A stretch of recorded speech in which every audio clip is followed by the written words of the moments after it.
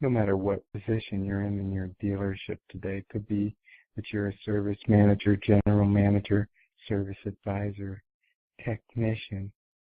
Today's call's about you. The title of the call is Taking Action. And we're going to look at several things about this in detail. But we want to start with a few things. First of all, I accept there are things I need to improve on. They're known by me and seen by others. I will never reach perfection. Now, getting into that statement, it really could be considered profound or an acceptance of the imperfection. Nothing will ever be truer than I will never reach perfection. I accept there are things I need to improve on. Some of those examples I could illustrate in great detail. Second thing, I'm not going to, by the way. The second thing, I know what needs to be done to improve, without question. I want to talk about something that recently happened that illustrates an example for us all to consider. And it was a failure on my part, and I admit that failures do come out, imperfections do come out. But this was about a communication. I had been involved with this one particular area or an option or a vendor, and went through this event which illustrated that I didn't do follow-up very well on this particular item. It was a failure on communication. So I looked at that reality and quickly accepted the problem was mine, the primary problem was mine. I could point fingers at quite a few people on this. I could say, hey, it was their problem, it was this person's problem or that person's problem. It still comes down to communication. Now, personally, I am quick to accept the lead failure in things. And that I find just builds my character. Rather than pointing fingers at someone else or someone else's shortfall, accept it as mine and then come to a conclusion. What are we going to do to fix it? What actions are we going to take to improve? I know what needs to be done to improve without question. Let's look at some steps together we need to take to make a difference. The first thing, this may seem easier than it is, but we need to accept the need to change. You see, if you don't have that primary job one, if you don't accept the fact that you need to change, if you think you have achieved perfection and the world revolves around you, you're doomed to failure. The first thing again, accept the need to change. And then second thing, determine what needs to change. If we look at your day in, day out life, if you're honest with yourself, it doesn't take long to determine what needs to change. There are things in each and every one of our lives that come to our minds when we talk about this. The first thing that pops into your mind needs to change.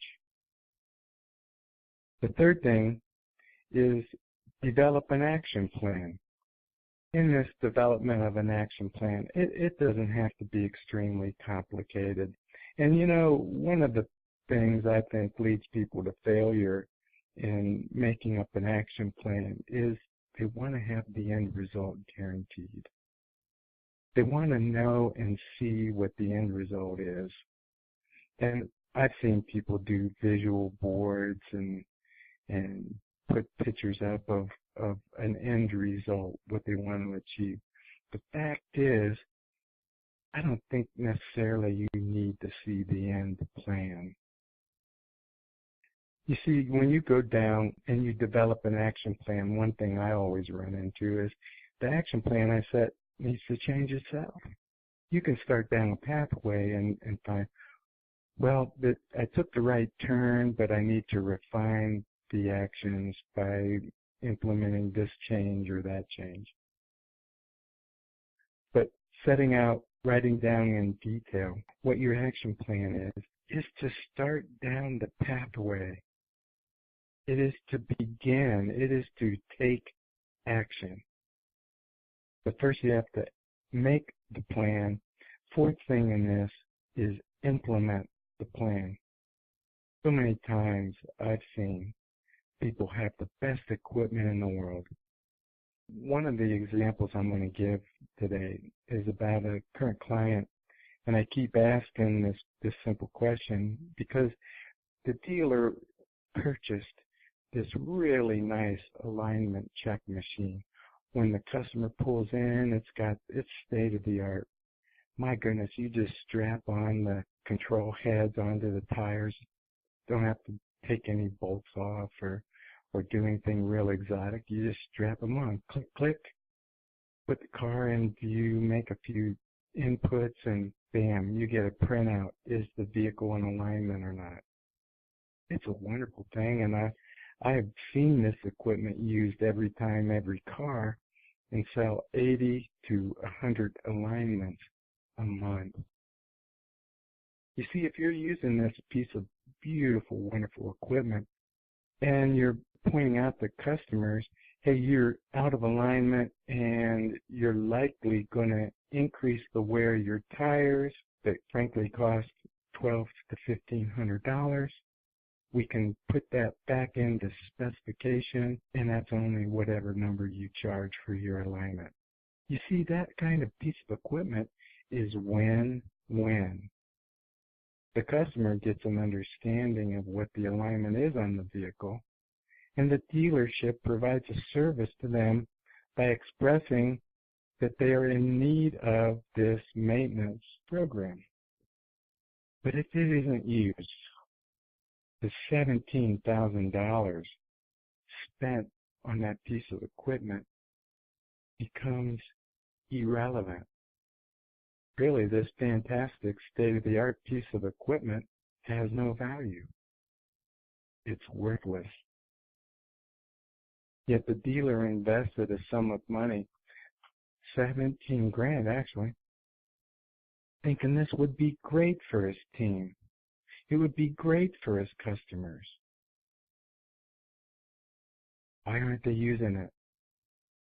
You see, right now, at this time of year up in the Northeast, you could use a lot of excuses. My goodness, the tires are all slushy. It's tough to get, the equipment gets wet. We got too much to do, get the oil changes done. We get backed up. We don't have the time. We can really make all kinds of reasons and excuses why this piece of wonderful equipment is irrelevant. The point is that no one took action to implement the piece of equipment into use. And we could go through examples that take up hours and hours and hours. But understand this one great truth. If you're going to put something in to get something out, it requires action. It requires commitment. The value for your customer and dealer to check out the alignments is wonderful. But this piece of equipment doesn't make a good paperweight. Sitting there and the employees do dust it, and it's the cleanest piece of equipment I've ever seen. It's just of no value.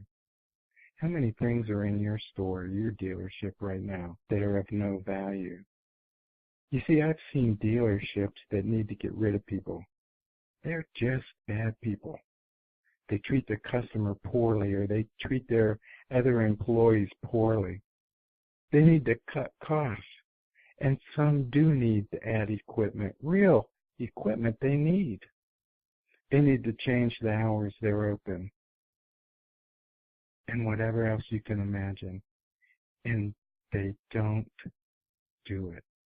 You see, not taking action is the single most destructive thing we can do. Looking at ways to improve, checking out your issues, always challenging yourself to be better. What action can I take to be better? Look at your issues, think them through, and then take action. Thanks for your time today, and I'll talk to you all next week. Thanks. Hi, are you struggling to increase your service department's effective labor rate? Many dealerships today are. We can help you with our proven process and years of experiences. My team has been through all that you face today.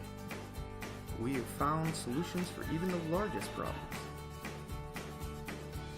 such as employees that are not team players, no one updating the customer on the completion time of their vehicle, no walkarounds being performed at all, and worst of all, shrinking profit margins. Fixed performance is the solution you've been looking for. We will take your service department to the next level of performance by increasing your customer retention, turning your staff into a team, and best of all, maximizing your effective labor rate. So let me ask you, what are you waiting for? Give us a call today at 888-205-8718. Fixed Performance, where we have total commitment to your team's excellence.